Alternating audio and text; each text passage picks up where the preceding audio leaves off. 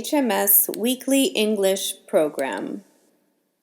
This is a weekly international Harari Media Services English program that focuses on different aspects and issues related to Harar and the Harari people, be it social, political, economic, or historical facts. In a nutshell, it deals with everything Harar in conjunction with affairs in Ethiopia. It is intended to reach Harari and non-Harari viewers and audiences alike around the globe. It is informative, educative, and above all, it is meant to present facts and build capacity at all levels. As witnessed by various governments and international organizations, undeniably, Harar is a city-state of peace within the Ethiopian galaxy and the African universe.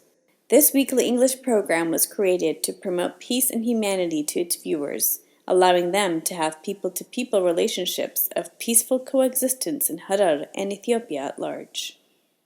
As such, today we have the following episodes for you.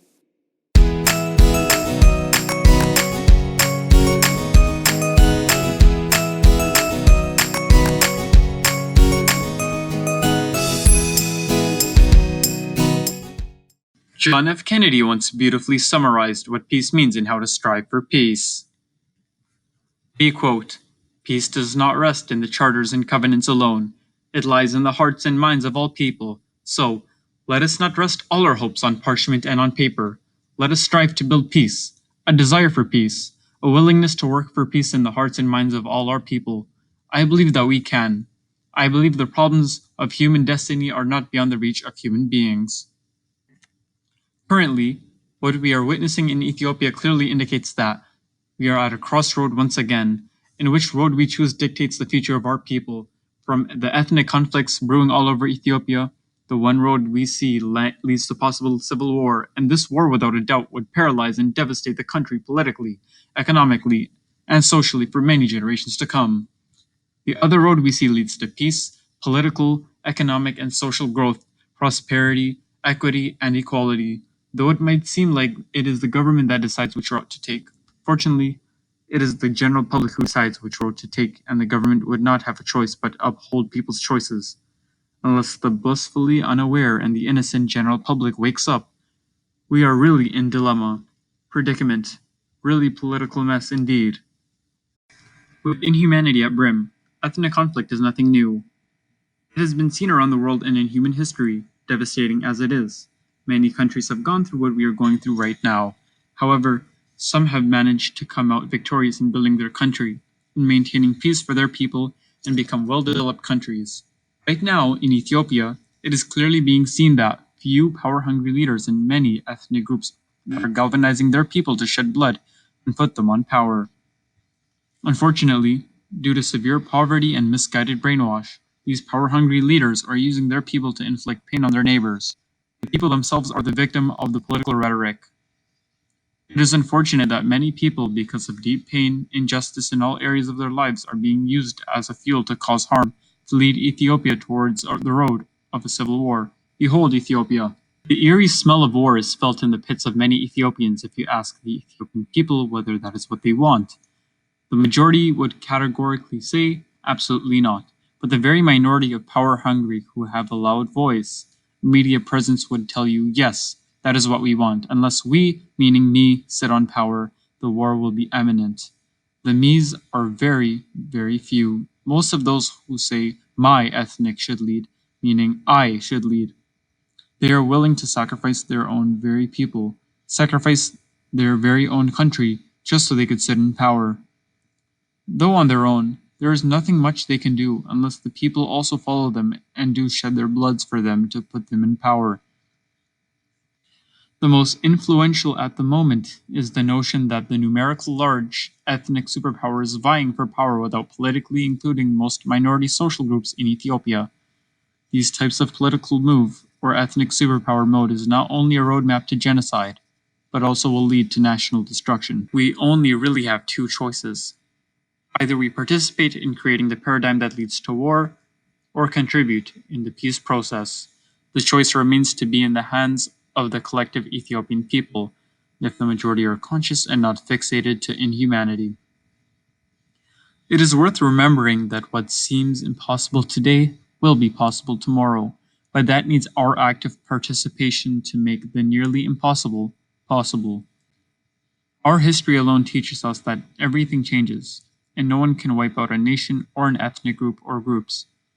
Many of the small ethnic groups in Ethiopia would have been wiped out a long time ago, hundreds of years ago, but we are still here multiplied and exist all over the world.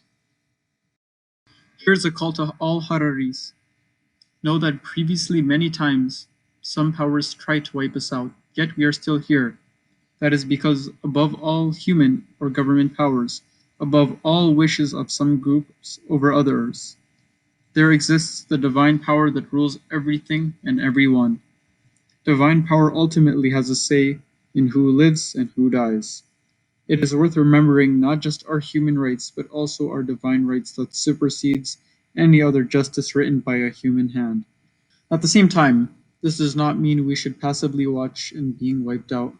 Rather, reach to each other, hold our hands, come together and defend ourselves with the divine interventions. Allah subhanahu wa ta'ala will help those who strive for the right causes. Strong determination is a characteristic of those who are righteous, just, and sincere, while arrogance is a sickness that is predominant among ignorant, self-glorifying, self-degrading, or witch hunters. Determination carries us upwards, while arrogance, ignorance, or pacifism will make us fall and drag its victims down to the depths of humiliation and extinction. Current situations, however, show the public is asleep to their power and just chose to follow the power-hungry. This is very concerning and something we should not ignore. The difference between what we as people do and what we are capable of doing would suffice to solve the current problems in Ethiopia. Begin with people-to-people relationships. We can change the course of history. That is the crossroad we need to look into very closely. Analyze it, study it, discuss it, and as people make the conscious decision to not take the road that leads to a civil war. Besides a largely asleep segment of population, however, some are largely awake but unwilling, disorganized and unpatriotic with frozen capabilities to curb the dismal conditions of Ethiopia. For politically wide-awake people, power is and always will be in the hands of the general public, whether they choose to be used by warmongers, power-hungry leaders to bring civil war, or alternatively they choose to use it to bring peace, justice, and prosperity. It all depends on the general public, how much the public is aware, awake, organized, and determined for peace. Mind you, politicians often speak with no substance. However, people to people speak with substance, that is, winning hearts and minds for peaceful coexistence. Power properly understood is nothing but the ability to achieve purpose. Power used properly is the strength required to bring about social, political, and economic changes. However, we currently are not witnessing power being used properly. We see abuse of power all over Ethiopia. What is needed is a realization that power without love is reckless and abusive, and love without power is sentimental and cannot achieve purpose. Power at its best can be used to implement the demands of justice, equity, equality, peace, and prosperity for all. That kind of power is in the hands of the people. Not last, but at least, let's wrap today's episode by quoting another political guru, Mahatma Gandhi, who made distinction between higher courts in the land and the courts of mindsets. We quote, "There is a higher court than courts of justice, and that is the court of conscience. It supersedes all other courts." This applies at both individual and authority conscious levels. Let conscience govern to have peace. Until we meet again, remember that if Ethiopians know each other better and focus on the common good, we will be so much better to defend individual rights and causes, as well as abide by humanity and justice for all. Let's not direct our energy against each other, blaming and defending, rather direct our energy against the problems. Peace from the City of Peace. Assalamu alaikum.